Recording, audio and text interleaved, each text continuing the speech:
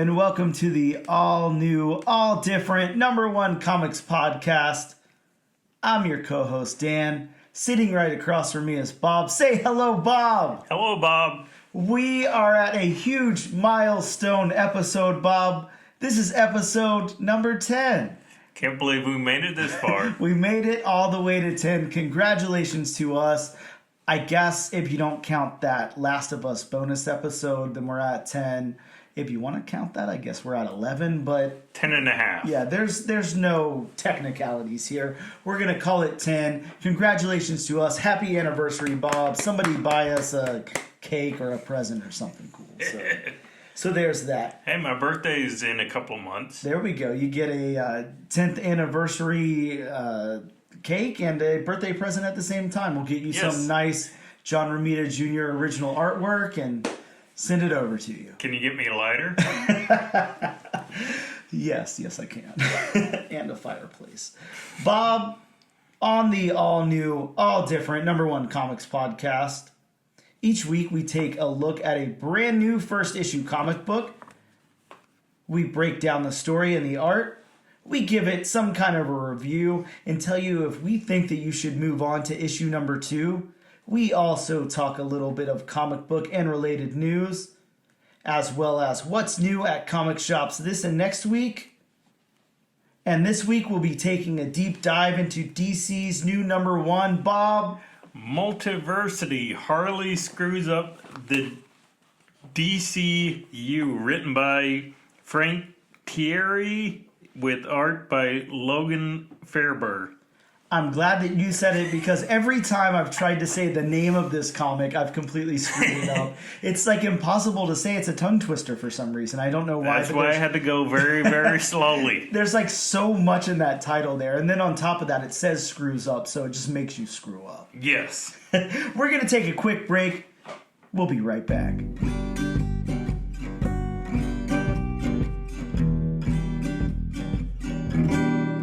We are back. We're here to talk about some comic news that dropped this week. There's actually a little bit of news this week. I'm kind of excited.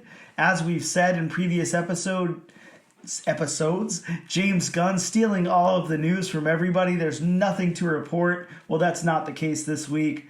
This week, we're noticing that Marvel's Haunted Mansion #1 is heating up due to the new trailer for the newest adaptation.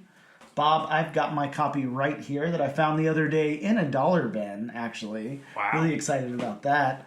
Bob, did you watch the trailer for the new Haunted Mansion? I have not. No? Okay, well, I just watched it the other day. I'm actually not... I've seen the original Haunted Mansion, Who's that? The Eddie Murphy one? Eddie Murphy, yeah, I couldn't think of his name. Yes. I've seen that once. It was okay, it was fine. This one looks about the same classic to me. Yeah, it doesn't look that great, but it does actually look like a little bit horror-ish for Disney. I'm kind of excited about that. Kind of looks a little scary. Looks pretty cool. Have you ever read the comic, the Marvel's Haunted Mansion? I definitely have not. Marvel's Disney's Haunted Mansion. I definitely have not. Cool. Well, it's definitely a cool book. You know, maybe we'll get that one out as a bonus episode as well. That could be fun and topical. Anyways, that one definitely heating up here. We're hitting about the $50 range at this point right now. So really cool to go from like, you know, a $5 to $10 book all the way up to $50 now. Maybe it'll be the next Last of Us. You never know, I guess. You never know. We also have a little bit of, I don't know, Kingpin, Daredevil, Punisher. I don't know what kind of news we want to call it, but we have an announcement that Vanessa Fisk will be portrayed by Sandrine Holt. Are you familiar with that actress? I am not. The face looked familiar, but I'm disappointed they didn't get the last actress to play Vanessa Fisk. Yeah, that would have been cool. The name escapes my mind, but she did a really good job in the role. Yeah, I definitely agree with you. That would have been cool. This actress is she's been in quite a few things, some smaller movies and stuff, but she was on 24, that show that... I don't know if you ever watched 24, but it's not my thing. Like, it's not anything I was ever interested in, so I haven't seen it. But she had a regular part in that. It seems like it would have been a niche show. Yeah, I guess so. I mean, wide appeal. I think it was like a big show, but yeah, just not my thing. But yeah, so she will be playing Vanessa Fisk. So sorry, old actress, but we got a new actress, and that's what's happening there. Also, you talked about The Last of Us. I talked about The Last of Us. Look, we've only been on the podcast for a minute now, and we both have mentioned The Last of Us already. So let's go ahead and talk some more Last of Us. It's in the zeitgeist. It is. That final episode dropped. We obviously had our bonus episode of Last of Us American Dreams by Dark Horse Comics. And now, just looking at some recent sales on eBay, I saw a 9.6 just sold on the 14th for $510. So hitting another all-time high there for a 9.6. 510, that's pretty damn epic, pretty good. Look, I think that as this show develops more, goes into a second season and everything, you're really going to want to get your hands on this mini-series, this 4-part mini if you can. Definitely pull that if you see it in a dollar bin anywhere, for sure. Well, the way it's going, hitting all-time highs every week, it's just not going to be long before you can't afford it. Yeah, absolutely. When's it I don't know. When's it hit like UF4 prices or something? I mean, could it get there? I don't know. I guess we'll see, but... At this point, I'm thinking Walking Dead #1 prices. Oh, God. Well, that would be amazing. That would be cool. I think the weird thing about it is, of course, Walking Dead adapts, the Walking Dead comic, and this is different. This is like a side story in The Last of Us. So I could see that being the only difference there, but of course it is the first appearance of Ellie in a comic, so there's that. Really cool. Bob, before I get to my last little bit of news, look, all I typed in my notes here was Mythosaur ? So we've got some Star Wars news. We've got some mention of the Mythosaur. I'm going to let you kind of take that away. You handle the Mythosaur. Because, look, I love Star Wars, but I'm guilty of only loving the original trilogy. Yes. I don't get much into Star Wars lore or anything, especially not deep like you. I really like the concept of all of it, and it's cool and everything, and I collect the old Marvel books and everything, but I'm not a huge Star Wars super fan. But this character looks cool. The cover that we just looked at for Star Wars, I think it was 66 or 67. 77. Oh, okay. Had a super cool Mythosaur skeleton on the cover. Looked really awesome. So take it away, Bob. What's the news here? And I will say, amongst my small group of friends, me or another friend, we're usually the ones that get deferred to when it comes to anything Star Wars. So you're used to it. We've read about 30 years of books, so we know a whole lot. We know a whole lot more than many people should or want to know about Star Wars. You're smarter than the average bear when it comes to Star Wars. Well, smarter than the average Wookiee. Oh, there we go. I'd make a Wookiee noise, but I have no clue how. Yes, and not this last episode, but episode 3, I believe it was. Okay. When Ginger and the Mandalorian and Bo-Katan go to the mines of Mandalore, and Ginger and bathes in the living waters of Mandalore to try to become a Mandalorian again, since he's taken off his helmet in front of people many times. Sure. So I guess bathing in these waters, he becomes a Mandalorian again. Mm-hmm. And he gets drugged down by this creature, which you don't see. You just see him, pop under or go underwater. Okay. And then you see Bo-Katan, she races using her jetpack to the very bottom. Okay. Of this this lake or this fog of eternal stench. Whatever you want to call it.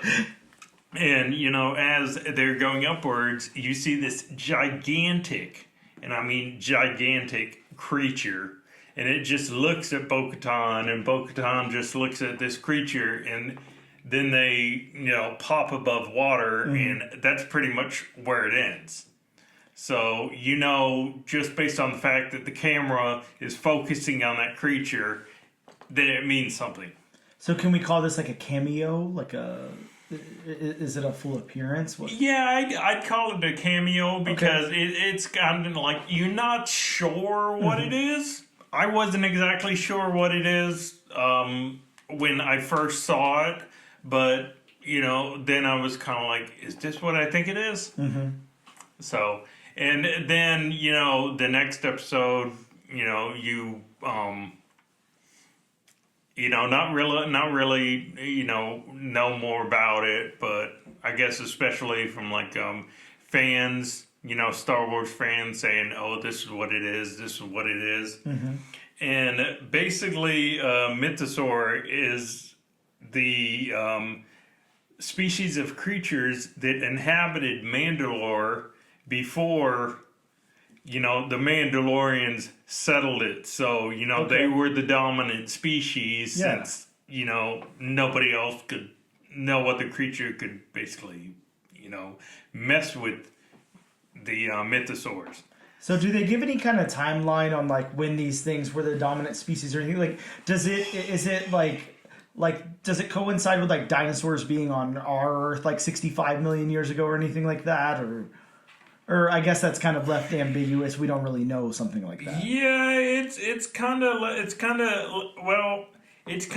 left ambiguous. I mean, this is way before A New Hope, the Battle of Yavin. I mean, this is basically when Mandalore the Great, the first Mandalorian leader, and his people settled on Mandalore. So, yeah, essentially, I guess you would say this is the period where the dinosaurs, ruled the Earth. Mm-hmm. If you were to compare it to another era, but instead of a giant meteor wiping out the Mythosaurus species, it was the first Mandalorians who basically hunted them to death. As sport, as in, look how skilled I am. Mm-hmm. I can kill this creature. So basically, killing a Mythosaur was a badge of honor. So maybe it's kind of similar, and I could have my facts wrong here. I don't really recall, but were people ever around at the same time as the woolly mammoth or anything, or is that too separated? Did people ever hunt them? I sound kind of dumb right now because I don't know. But oh yeah, the Neanderthals. Yeah, that's what I feel too. So maybe it's kind of similar to that. Maybe they kind of hunted them out of existence or whatever to extinction. So I guess there's not any possibility that we get a cool Mythosaur Star Wars Jurassic Park crossover or anything, is what you're telling me.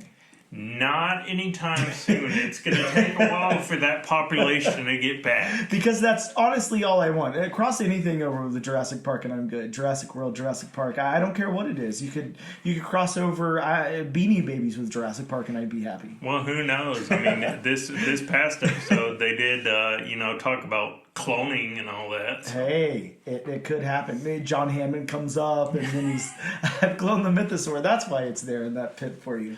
But yes, fun fact: the Mandalorian sigil was actually based on the face of a Mythosaur. It has those long tusks that curve inwards, the slanted eyes, the long teeth. Yeah, which is such a cool emblem. I really like that a lot. It is. It's awesome. Not only the Mandalorians in Star Wars canon and legends, but many other groups, use a variation of that. Yeah. Of that sigil. Yeah, such an epic, iconic logo. It really is. There. Yeah, it really awesome. Is. Well, the last little bit of news I have, and I do mean little bit. This is very not very big at all. James Gunn will direct Superman Legacy, the movie. He announced it. He finally announced it, and he also released somewhat of a plot synopsis, and somewhat, absolutely, very loosely, saying that the film tells the story of Superman's journey to reconcile his Kryptonian heritage with his human upbringing as Clark Kent of Smallville, Kansas. He is the embodiment of truth, justice, and the American way, guided by human kindness in a world that sees kindness as old-fashioned.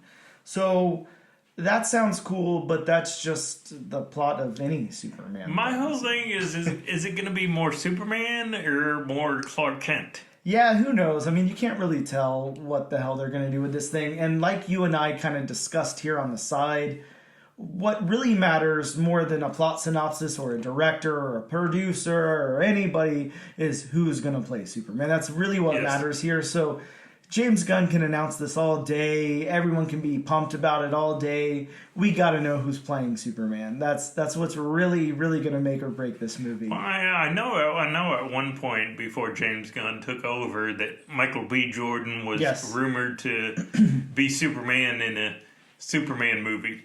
Yeah, and I think, just thinking of something like that, obviously we don't have to get into dream casting or anything. There's honestly not really anybody I could even think of. I thought about maybe playing that game and doing a dream cast, but...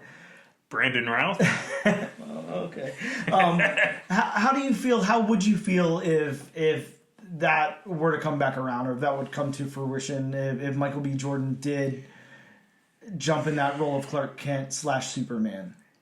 Well, and I hate to be this guy, but obviously there would be a good sect of people who would be, I don't want to say upset, but kind of irked because of his casting, for reasons I won't get into, and I definitely don't agree with.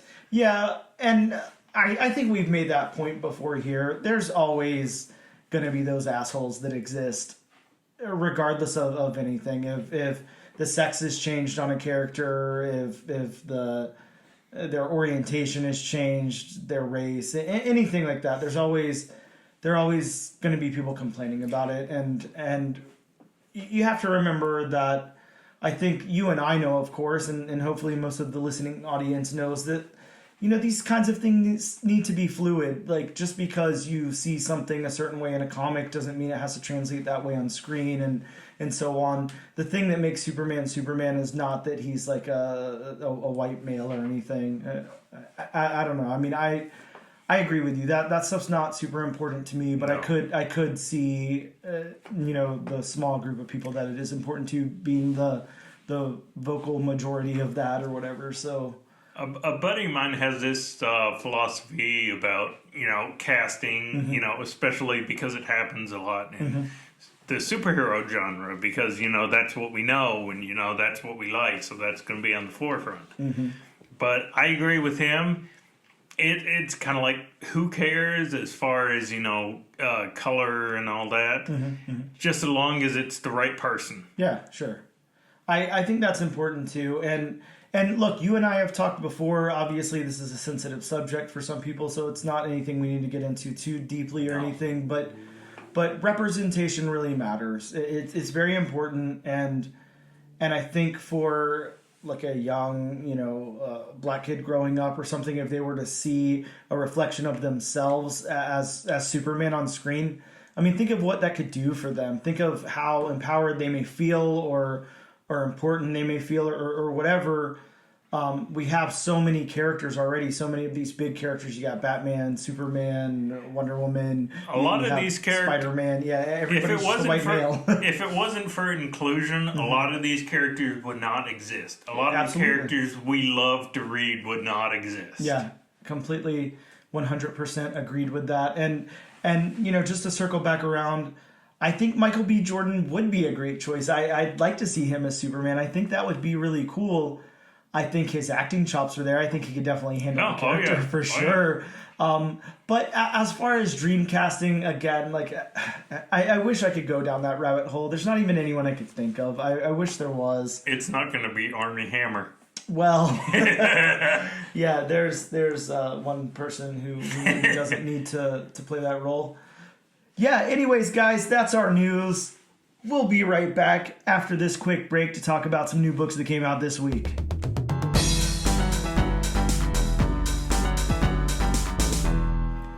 Bob, here is the short list that I've compiled of new books that came out this week. Nothing too huge. We do have a final issue of Berserker, issue number 12 from Boom Studios. That series is wrapping up. So, I don't know. To be honest with you, I was never interested in the book at all. I bought the first issue. I will say, this final issue has some badass variants. Sure. I mean, almost every issue had some great looking variants. Looks like a great book. Just wasn't I don't know, never anything I was interested in reading. I'm not sure why. I like Keanu Reeves. I don't have any problem with him. I think I got a little jaded on him, to be honest with you, whenever Bill and Ted 3 came out. I just thought it was bad, and I don't know. I'm not the hugest fan of like John Wick either. I guess I can't say I'm not the hugest fan. I just have never even tried it. Yeah, you need to keep that to yourself. I know. I'm probably I'm getting voted off the podcast now. So yeah, we got the final issue there. We want to go to 11, right? I hope so. Also, we had a couple of new number ones from Image. We had No One from the Massive Universe, and then we had The Forged number one, which is like a magazine format book, that big oversized style. From DC, we had issue number 3 of, issue number 3 of season 3 of Batman: The Adventures Continue. It's got a first appearance of Joker henchman, the Straight Man, in it. I picked up the 1 in 25 incentive for that. Really, really cool cover. It's just got it's like a black cover with a smile on it. It looks really cool. So I was excited to get that. We also had Superman Lost issue number 1, which kind of talks about where Superman was, where Lois was, and in the absence. I'm not sure. I picked it up, haven't read it yet. Kind of looking forward to it. It's got a really cool cover, has some great looking artwork in it. Over from Marvel, we had, sadly, Jason Aaron's final issue on Avengers for now. So Avengers Forever 15, the wrap up there, the conclusion of Jason Aaron's epic run. Again, guys, if you did not notice in last episode, send Bob flowers. He needs them. So please, he is mourning the loss of Jason Aaron. It's been such a great Yeah, run. why end it? I don't understand. I don't know why they do this. I don't either. Well, I guess comics, it happens. We got a new volume at Hellcat. I'm really excited about that. You and I were just chatting about that off air. Really excited about Hellcat. Love the Patsy Walker stuff. So we'll see how this volume turns out. Hulk 13 got a sweet homage cover to Incredible Hulk 340. That cool Wolverine Hulk cover there. And then we had excellent number 1 from my favorite artist of all time, Mike Allred, along with writer Peter Milligan. Back in the X-Force ecstatic kind of thing. The I don't know, the superhero celebrity social media thing they have going on. Such a interesting concept they do with that book. I really like it a lot. So those are some new books that came out this week. We'll be right back. Welcome back to the all-new, all-different number 1 comics podcast. Bob, we're at our 10th anniversary episode. I don't know if I should say that because it makes it sound like we've been around for 10 years. We're on our 10th episode. Either way. 10 and a half, depending on how you look at it. Sure, technicalities and all. Either way, we are here to talk about the brand new number 1 comic that came out this very week from DC Comics, which is Multiversity, Harley Screws Up the DCU. Written by Frank Tieri with art by Logan Faber. Thank you for that again, because I was kind of stumbling there, hoping that you would jump in and say the name, because my God, I have no clue. Let's go very slowly. Yeah, very, very slow. Let's do the synopsis for this one. Harley's back in Coney for a long overdue reunion with old friends, old haunts, and an old time machine? You heard right. A mysterious benefactor has left Harley a time machine, and after giving it half a second of thought, she decides to take it for a joyride. What could go wrong, right? Funny you should ask. Turns out a quick trip through time can screw up a few things, namely the entire DC universe. Dun dun dun. That's actually a real good synopsis. I really like that one a lot. That's well written, whoever the hell wrote that. It is. It explains a book a lot. Sometimes synopsis you can read it and it's like, what? Yeah, sure. You still don't understand. A little too vague. Yeah, and this one was good. I like it. The Archie comic we did a few episodes back. Well, that's a whole nother story. Hashtag make sure you guys check that episode out.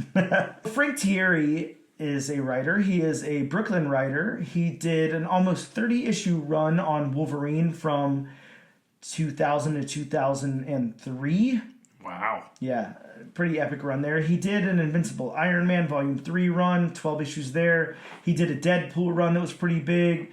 a Weapon X Volume 2 run of issues 1 through 28, so a long run on that. Lots of other random stuff in the Marvel and DC universes, including JSA Classified, Batman and the Outsiders, Harley Quinn and her gang of Harleys, as well as, speaking of Archie, Jughead the Hunger. I don't know if you read that book. That was actually a cool. I heard it was Archie really horror good book. Yeah, really good stuff. So Frank Thierry, a all-star writer, really good stuff that he's written there, and of course he's got some back history with Harley and of course her gang of Harleys. So definitely a good person to put on this book. Logan, and I did check out his website. So he pronounces his name Ferber.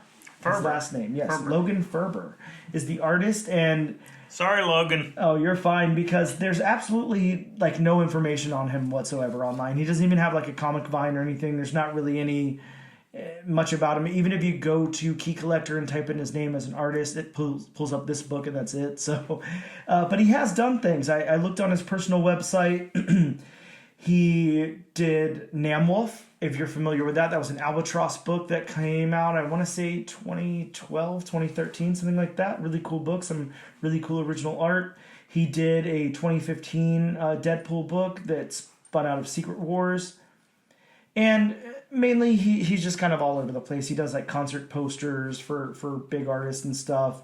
Just does like a lot of different things. He's not a specific an illustrator for comic books, but he definitely has a good touch. You can tell when we get into our review here of the book, kind of what he does with the art. But yeah, not a whole lot of him online, but I would like to see him do some more comic book related stuff. I can definitely appreciate what he does here. I will get into my breakdown of the book, my plot synopsis that I've written here. The book opens with Harley Quinn, Egg Foo or Eggsy, Harvey Quinn, Harley Queens, and other gang of Harley members all hugging Harley, kind of suffocating her with their hugs as they've missed her. There's a lot of talk from Harley about someone grabbing her ass, and then lots of talk about Batman's various vehicles. Next up, Mailman Red Tool shows up to deliver a letter from a Coney warehouse that's full of quote-unquote crap. Harley and the crew dig through the warehouse, and Harley unveils a way-back booth that turns out to be a time machine. Everyone tries to stop Harley Quinn from going in and pressing the button, but of course, it's Harley Quinn. Harley being Harley, she's got to go in and press the button. We get a few Pauly Shore jokes, which are extremely topical at this point, and didn't think you'd be reading about Pauly Shore in this book, did you? I mean, I think I'm always prepared to hear about Pauly Shore, but yeah, I couldn't have nailed it. He's relevant. Sure. Harley and the time machine disappear. Harley ends back up in the warehouse, but all alone this time. As she steps out, she sees a bunch of Starroad zombies and begins to fight her zombified friends. After Red Tool knocks out her favorite tooth, the carnage begins with her bat.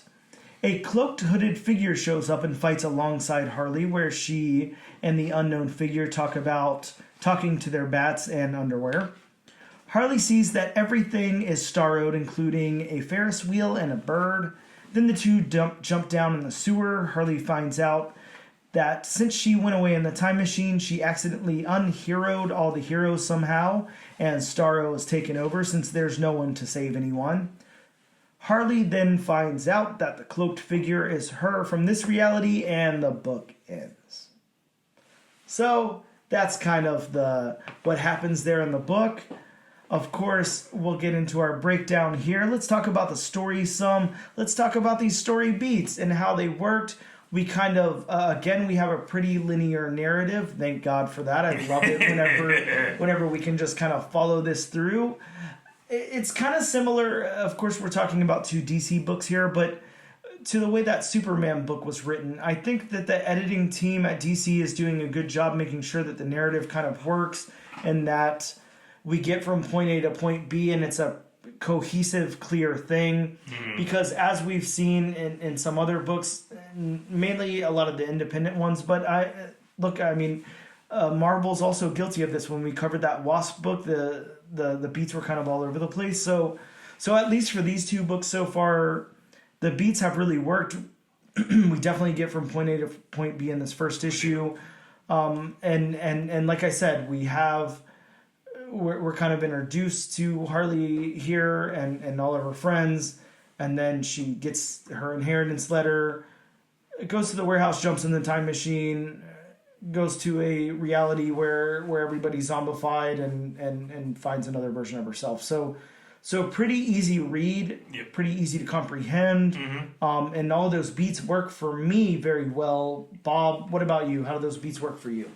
Well, I like any book that just, doesn't drag down going from B to C with a lot of exposition. And while this, it's not totally light on the dialogue as, we've seen before, but it's not like expositional heavy. Yeah, so absolutely. It goes from A to B to C really quickly without, getting drugged down by, again, any kind of exposition. Yeah, and can I throw out there that I really like, and I'm going to sound like an idiot because I don't know exactly how to word this, but I can really appreciate the fact that we don't get any sideways or flashback or anything. Like, it's just a straight narrative here. We're just point A to point B, like I said. There's no, I don't know, crazy reveals or anything. There's no, I don't know, little pieces of time that have to be picked up or anything. It's just, here I am with my friends. All right, we got this letter. Let's go here. All right, jumped in the time machine, and here's what happens. Exactly. I can really appreciate that kind of storytelling. I actually really like that. I think that it is clever whenever people are able to tell a story that kind of unfolds, and I can appreciate that. But I think for too long now, that's been the normal, and it's just so overdone, and it's just a little convoluted. So I like the way that the beats happen here. I think that it's very good. The narrative. Let's talk about the narrative. Let's separate it from the dialogue, because the dialogue is a whole different beast here. But the narrative of this story, again, for me, just moves along very nicely. I think that it's narrated very, very well. We know everything that's going on without a lot of exposition. There's not really any exposition dumps, and it flows very nicely. Bob, what are your thoughts on the narrative? The narrative for me, you put it, exactly right. It flows. There's no exposition dump. There's no flashbacks or anything. They don't spend too much time letting you know it's a time machine by seeing Harley's point of view inside. They keep that on the short end because sometimes with the whole time machine trope, they can show, oh, we're gonna let you see from their point of view in the time machine for 6 pages. Yeah, sure. I agree with you. I think that anybody else, or maybe not anybody else, but a lot of other people definitely would have. They would have shown Harley go to the prehistoric times for a second and jump out and hit a dinosaur with her bat, or see Abraham Lincoln or something, who actually is a joke in this book next to Pauly Shore as well, or maybe end up back in the 90s MTV Spring Break with Pauly Shore or something. They would have flashed back to something. Steal MC Hammer's pants. Yeah, exactly. And they really don't do that, and there's not any need to. We understand what a time machine is. We don't need to know, a time machine can bring you back to this point in time and show you this character. We already know what a time machine is. We've seen Back to the Future and Hot Tub Time Machine. We have seen Hot Tub Time Machine. You are correct here, sir. So yeah, I agree. This is good narrative. Let's talk about the dialogue. Here is one thing I'm going to take away from it. I think that the dialogue fits, and it's a good voice for Harley and obviously the gang of Harleys and everybody else. It's a little too dialogue heavy for me. I need it makes me sound unintelligent, I guess, but I need a little less dialogue in my comics. Tell the story a little bit more visually and a little less dialogue heavy. This was too dialogue heavy for me. I always feel pretty good if I blast through a comic in 15 minutes or something, and this one probably took me a little bit longer, maybe a good 17, 18 minutes, but not to say that there's anything wrong with the dialogue. Some people might be fine with this amount of dialogue. For me, it's just a little too much. It's not only the fact that there's too much there. I can get behind that. It's got a good voice. It feels like I'm, watching a cartoon or a movie or a TV show or something. It's the correct amount of dialogue. It's just how jumbled it gets in the panels. There's so many word balloons in the panel that sometimes they take up a fourth of the panel, and I feel like that's just a little too much. So well, I mean, just because the amount of characters and the fact that they're without being Harley Quinn, they're supposed to be Harley Quinn. So it's it's kind of like having one mind talking amongst 50 other people. Yes, yeah, you're completely right. I just think, again, show me a little more, tell me a little less, I guess. But that's my thoughts on it. Some people might feel differently, and there is no problem with that. World building. Bob, you go ahead and take the world building. I see it in your eyes. You got something to say. Talk about this world. Well, I mean, the world, they don't explore a whole lot of the world. It's basically, just Coney Island. Yep. And, the restaurant or whatever, they're having the, celebration in. And even, when the whole time machine hijinks happen, it's still Coney Island. I mean, they, have a sewer. They definitely do. Which, it's better than a septic tank. Yeah, I can absolutely agree with that. I mean, I think, if I've got to jump into one or the other, it's definitely going to be a sewer over a septic tank. I can agree with you there. So if you jump into a sewer, your life is going very wrong. Yeah. Either that, or hopefully you're getting paid a whole lot of money. Yeah, I can agree with it. Or you're like a Ninja Turtle or something. But yeah, either way. Look, the world building here is cool. It's not a massive world. We're in one location, really, for the most part. I think it's cool how they build that world after Harley gets out of the time machine and everybody's Starro'd and zombified. I was going to say, we definitely know Starro took over the planet by the one panel where even the Ferris wheel is just Starro. Yeah, and I like that. And I love the bird. I like the Starro bird. That's cool. That's a good, some hijinks for the Harley Quinn comic. I like that. The Ferris wheel did it for me, just seeing that, that giant Starro with, all the legs for the spindles of the Ferris wheel. Yeah, very cool. Yeah, I like this world. I think it's portrayed well. It's well lived in. They do a good job. This is probably the quickest we've ever gotten through the story on one of our reviews here. But again, nothing wrong with that. Just observation. Let's get into the art. Just to say, and not to cut you off, but I mean, it's Harley Quinn's one of those characters where I'm sorry, but I can't necessarily say Harley Quinn is the most layered.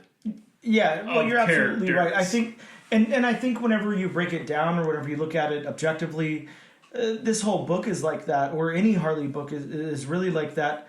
You can't really expect that out of it. You get what you pay for. It's a Harley Quinn book. Exactly. Yeah. It's just straightforward. Now you're gonna have fun the whole time, and there's gonna be a few crazy surprises or whatever, but. It's a Harley book. We're not getting deep into the psyche of Harley Quinn or why she does what she does. I mean, again, it's going to be like any superhero book. The book is going to lend itself to the superhero. Yep. When you read a Deadpool book, what do you want? Yep. You just want all kinds of craziness because that's the character that Deadpool is. Yep. I mean, when you get somebody like... just off the top of my head, I don't know why I'm pulling this off the top of my head, but when you get somebody like, Dr. Fate or Doctor Strange, Yep. I mean, you're going to have all kinds of layers. Yeah, just because, you're expecting something with that. Exactly. A think piece. Yeah, so, you're right. And again, just an observation, not a critique. I mean, I'm not here to critique us. We're definitely not. I'm sure we have somebody else who listens who can critique what we're doing. Exactly. But yeah, let's get into the art. Let's get into what's his name again? I remember Ferber. I forgot his first name, but Logan. Yeah, Logan Ferber. Again, we don't have much to go off of. Side note, before we get into that, I did read on his website that he did an undeveloped comic, a Blade comic. There was some design artwork up that actually looked really badass, and I really wish that would have been fully realized. That looked really cool, and I was stoked about that. Sad to see that it wasn't going to happen. But yeah, let's talk about some of the art here. Let's go ahead and talk about the characters, the artwork on these characters. I think that this is a great portrayal of Harley, the gang of Harleys, everything that goes into that. We have a great look on everybody in that classic Harley look that really works, that really cartoony Harley look. I'm not as well versed in Harley Quinn or really even DC as you, Bob, so why don't you give me your critique on it? For me, this was kind of like watching an episode of the HBO Max Exactly. TV series. I agree with that. And, I mean, as far as the art, I mean, Harley is that, bubbly kind of personality with a sadistic streak behind her. Yep. And it kind of reminded me of a mixture between the TV show and some of the art on Archie books that I've seen. Okay, like the Dan Parent type of art, like Yes. Yes. like that classic clean Archie. Just a mixture of Yeah. it. Wow. Okay. Yeah, and again, like I've kind of offered mine. What I thought about the art for the characters here. I really like the portrayal. I think that him coming in as he's not an unknown artist, but relatively for comics at least, pretty unknown, pretty not well known, I guess is what I could say. He really holds his own. He really holds up here. You've got it open to a panel right now where it's one of the panels after Harley's had her tooth knocked out, and she's Her favorite tooth. Yes, her favorite tooth is knocked out, and she has a name. Denty, is that its name? Yeah, she's got a name for her tooth. But yeah, she's got her bloody bat next to her. She's got blood on her arms. There's blood on the floor. There's people knocked out on the floor. Whatever. I'm really liking this. It's really fun. It's really, like you said, it kind of fits in with that cartoon vibe. It is a good look here. It's a good look for the character, and I like it a lot. And I think that he did a really great job on the artwork there. Let's talk about the locations a little bit. Let's talk about the artwork on these locations. Again, looking at that panel there, we see kind of that warehouse flooring. We see some of these backgrounds that we've talked about before that are full color action and everything that aren't really zoomed in on anything like floors, walls, whatever. And then, of course, we see this warehouse. So some of this, I don't know. I really like the mixture of location here. I think it works well. It, again, really fits well into that cartoon type of universe. It does. That Harley Quinn animated series, Batman animated series, all that kind of stuff. With a little bit of Scooby-Doo mixed in with Sure. Redback Booth. Yeah, exactly. Yeah, it all fits well here. It's really nicely done. I honestly don't have anything about the locations that I can critique. I think that they are done well. Well, and like we've said before, it's always a good thing when the artist fully realizes a background of a location. And I'm just looking at one panel here when, Harley sees the, push here stupid button on the time machine. But, I mean, you can see every single button. Yeah. You can see where... You can see the slider. You can see every button in their brakes. So, I mean, it's just stuff like that is enjoyable about comic art. Just when you can see everything on the background. Yeah, you can sit there and kind of break it down. I think we talked about this before in previous episodes where we kind of appreciate that lived-in feel on things like the walls, the floor paneling. This has everything. And I think that whenever we get... I think we were talking about Cosmic Ghost Rider whenever we had a little bit of a problem with some of those stylized, just solid colored backgrounds and everything.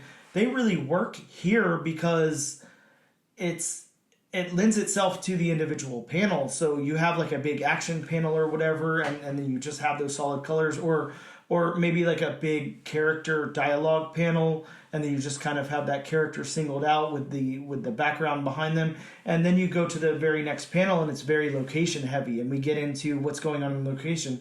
Like in this big kind of half-page panel here where we see the way back booth, the time machine. I mean, there's so much detail. There's so much going on. There's so much to it. You flash forward to a couple of panels later where you get that board where Harley can press the button. And like you said, it's fully realized. We have the levers on it. We have all the buttons.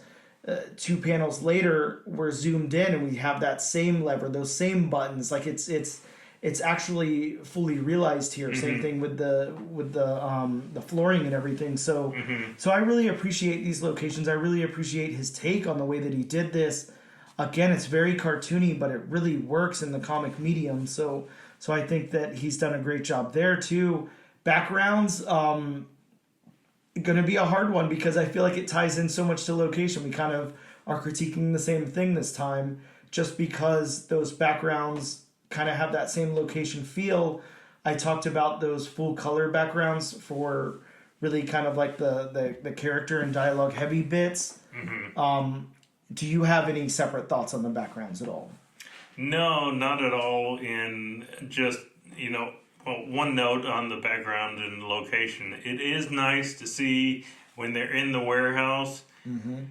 It does feel like it's, dusty, nobody's been there for a while. Yeah. Agreed. Stuff like that. It doesn't seem like the very beginning where they're in, like a vibrant new restaurant. Yeah, absolutely. I completely agree with that. Again, like very lived in. I'm looking at a panel right now. Harley's kind of busting through a door, jumping into the time machine, and you see the flooring behind her. There's scratches on it. I mean, there's so much. There's so much there. Yeah, there is like that dustiness. There's a break in the tiles in the floor and stuff. So there's a lot of attention paid to these backgrounds, and not only the characters and not only the focal point, but everything that's going on behind it in the background. So yeah, very. Again, I feel like a broken record. Very nicely done on that, on the backgrounds, on the locations, on the backgrounds. Let's talk about the colors. I'm not sure. Maybe again, before we get into this, we should see if there's a separate colors on here. I'm sure there is. So let's talk about those colors. And yeah, I don't see anybody singled out as the colorist. So maybe it is Logan Ferber, but. The colors kind of take they take a turn, a loop here. Yeah, they're bright and vibrant sometimes, and they get dull and muted. It depends on what's happening in the story. Well, to me, and they do a good job of separating it. To me, it's more bright and vibrant when they're in the now, I guess you would say. And then it takes that duller tone when, she's in the other now where Starro's just conquered everything and, everything's not bright and vibrant anymore. Yeah, it's more like dull and drab there. It's more of a kind of, I don't know, kind of that post-apocalyptic, sad world. It's got that vibe to it. And we're looking at something like the beginning of this book where Harley and everybody in the gang of Harleys is in the restaurant and everything. And I'm looking at things like eyeshadow, hair color, makeup, nails. It's very, very vibrant. There's a lot of use of color here. There's a lot of informed use of color. Definitely a lot of blues and pinks. Yeah, well, absolutely. Which yeah, I mean, you would expect in a Harley Quinn book. But yeah, I think the color's very nicely done. Very, very well done. It's very, very cartoony for anybody that's not following along with the book in hand. This you feel like you're watching a cartoon. I mean, that's what this book is. It's got that feel to it. That's the way the artwork works. That's the way the story kind of is, and that's definitely the way the colors pop. It's very cartoony. I don't know what else I can say about it. It definitely lends itself well to this book, but I feel like there is nuance. It's not so straightforward that it's boring, and like I said, it's kind of dull and drab in certain places, and it's kind of vibrant in other places, and then it's like a juxtaposition of both in other places. Looking at a big panel now where Harley's got all of her gang of Harleys behind her, where she's eating a hot dog or something, and there's so much use of color. And if you just single out the color in this panel itself here, there's so much expression. It says so much just with the color alone in this art piece. So I think there's a lot there. Well, again, and like I was talking about, certain characters. I mean, certain characters are going to be portrayed certain ways. Yes. Mm-hmm. I mean, you're not going to have Harley Quinn, drawn like a museum piece with, perfect, vibrant colors. Because, I mean, that's just not Harley Quinn. Yeah, that's not going to work. I don't think we're going to get a Mona Lisa smile on Harley Quinn. So I don't think we need one. So yeah, all in all, I think a win here. I think that it, just like the last DC book we covered, really hard to even kind of critique anything.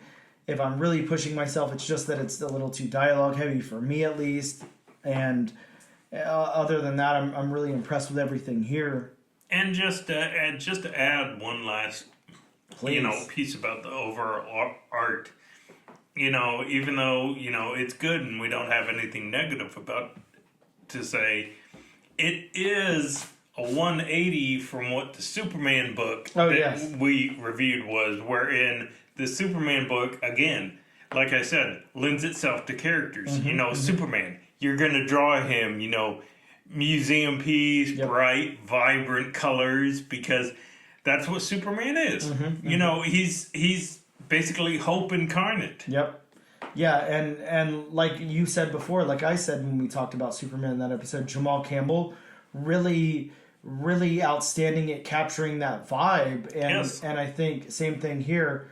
You got Logan Ferber really able to capture this vibe here. And I think that's two kind of home runs in a row for DC. They're really putting their talent where their mouth is, or however you're supposed to say that expression.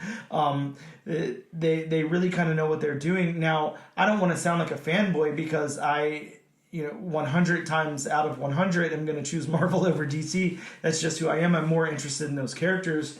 Excuse me.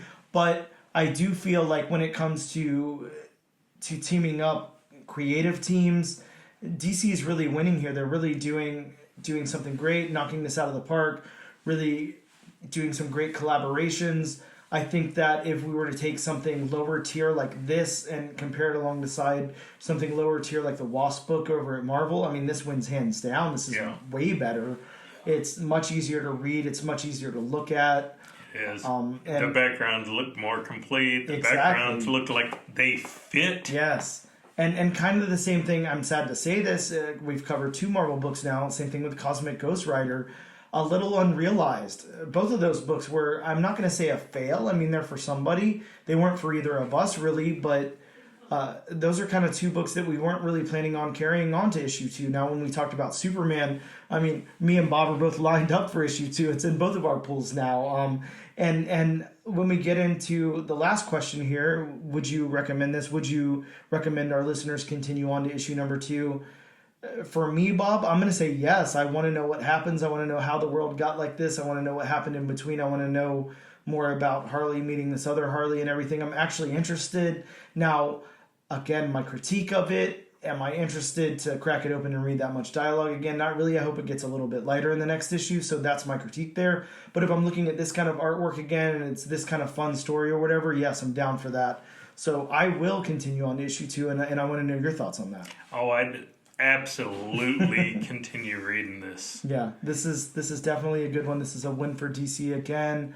And again, not to fanboy out too much, but DC really making some good decisions here on the creative teams and the content. So I applaud them for that.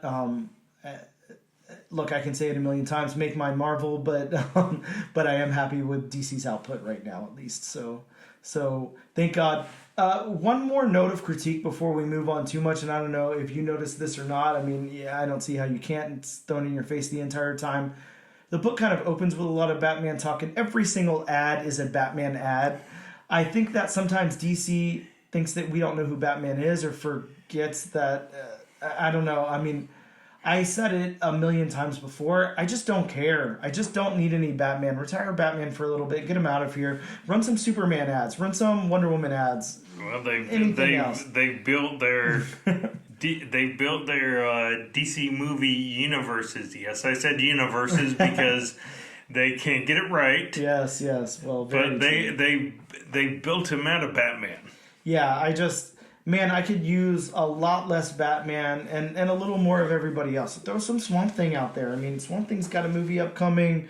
Really fun character. Really, really well-written stories and everything. I will say this one ad for Milestone was a nice change of pace. Yeah, that one was nice. Yeah, the 30th anniversary special.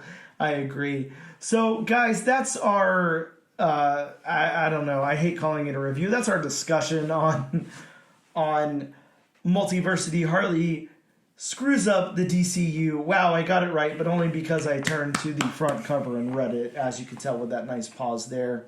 Just pretend he didn't, folks. Yeah, sure. I mean, I'll edit out the pause and make myself sound like a pro, don't worry. But yeah, that's our discussion on that book. We highly recommend you move on to issue 2. We will be right back after this short break.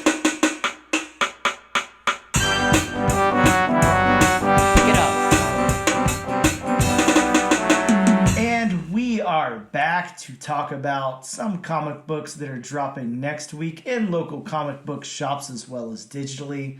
Guys, you might want to get a hold of your local comic book shop and ask them to throw some of these in your pool because Bob is going to talk about some awesome books that come out next week. Bob?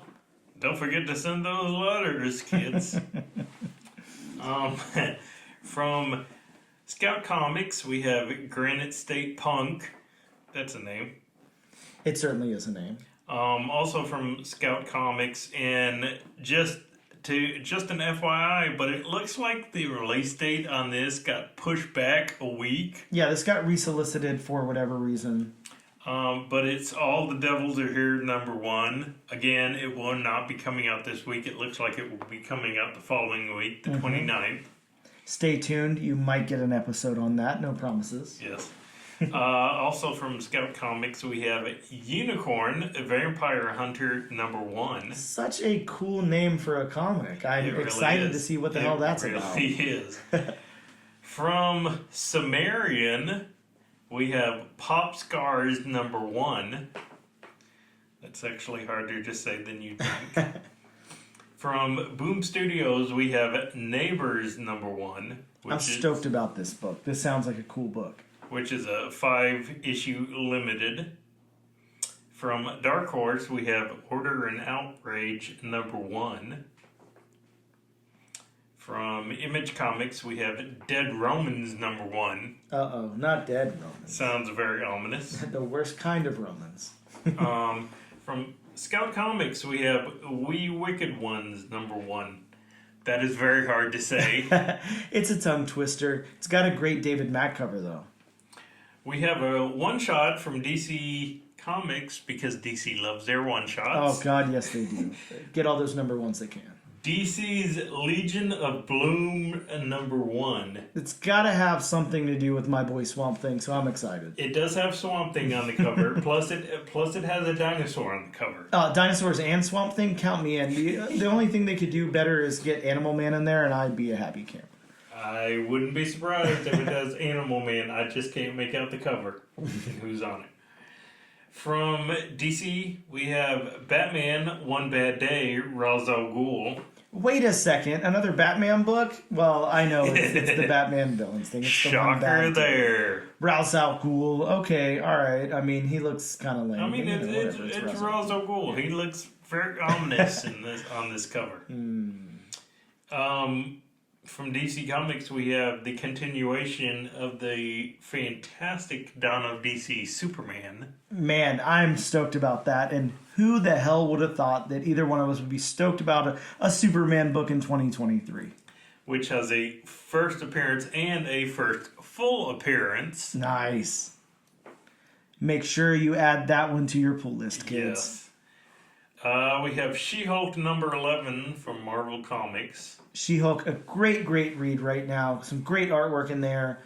if you're avoiding She-Hulk because you didn't like the Disney Plus show, number one, what the hell's wrong with you? Because it was amazing. But either way, definitely check out this series. It's a lot of fun. Really, really good. I highly, highly suggest it. You heard it here, folks. Come out from under that rock. Don't be stupid. Don't be stupid. Buy your She-Hulks. Speaking of inclusion, from Marvel Comics, we have Women of Marvel #1. And I will absolutely be picking that up. Absolutely. Which is just an anthology series. We have the Avengers #9 from the first volume facsimile reprint, the first appearance of Wonder Man. Wonder Man, yes, we're getting a facsimile, another facsimile. It seems like DC and Marvel are pumping out these facsimiles lately, trying to cash in on your $3.99 for a book that was printed however many years ago. So whatever. Hey, if you can't afford the real one, which a lot of people can on some of these titles, then get the facsimile. Completely agreed. From Marvel Comics, we have a new volume of Doctor Strange. Man, excited about this. I actually am really excited to look into the creative team and see who's doing it here. But yeah, Doctor Strange definitely deserves a new volume. Stoked about that. From Comics Experience Publishing, it's Comics Experience It's Sex. The name of the publisher is Sex. Don't lie. We have 7 Years in Darkness #1, and I was trying my hardest not to laugh on that. Well, now it's not safe for work. Oh, great. From Milestone Comics, we have Milestone 30th Anniversary Special #1. Yeah, and this was solicited in that Harley book that we just talked about. Which homages Flash #123, A Flash of Two Worlds. Yes. And that is just a few of the comics coming out this next week. Sounds awesome. Some great books in there. Bob, go ahead and throw it at them. What book are we going to be covering next week on the podcast? And I'm going to say this very slowly so I don't mess up. Please, no tongue twisters. But it will be We Wicked Ones #1 from Scout Comics. Absolutely. Guys, make sure that you go to your local shop, ask them to throw that on your pull. That way you can grab the book and follow along with us whenever we do our discussion on We Wicked Ones, issue #1. That's going to bring us to the end of the show. Thank you guys so much for tuning in. Thank you for checking us out. We really appreciate all the support that we've been getting lately. You guys are freaking awesome. All the new listeners that come through the podcast, everybody who's listening on YouTube as well as Spotify or your podcatcher of choice, it is greatly, greatly appreciated. You guys are really making the all-new, all-different nation what it is, and we can't thank you enough. We made it to 10 because of y'all. Yes, 10th anniversary episode. Doesn't get any better than this. Can't believe we've been doing this for 10 years, Bob, or 10 episodes, however you want to put it, 10 weeks, whatever it is. If we had a time machine like Harley, we could go to our 10th anniversary. Oh, man, that would be interesting. I could imagine sitting across from you while you're Star-Road and I have to talk by myself. It sounds like an uneventful podcast, but you might try to eat me or something, so I'm a little scared. But, hey, either way... Dan. Sorry to me. Guys, make sure you check us out on Instagram at ANAD_1 Comics Podcast. On Twitter at ANADNO Comic Pod. We have a TikTok, and we've actually been posting TikToks. Bob, I'm a TikToker. We're at ANAD1 Comics Pod on TikTok, as well as the comic book channel on YouTube. Guys, make sure that you use that hashtag AllNewAllDifferentNation on your social media of choice. You could get a free copy of the very book that we discussed today, DC's Multiversity. Harley screws up the DCU. Thank you guys so much for tuning in. We had a wonderful time here on episode number 10. Bob, I'll see you next week.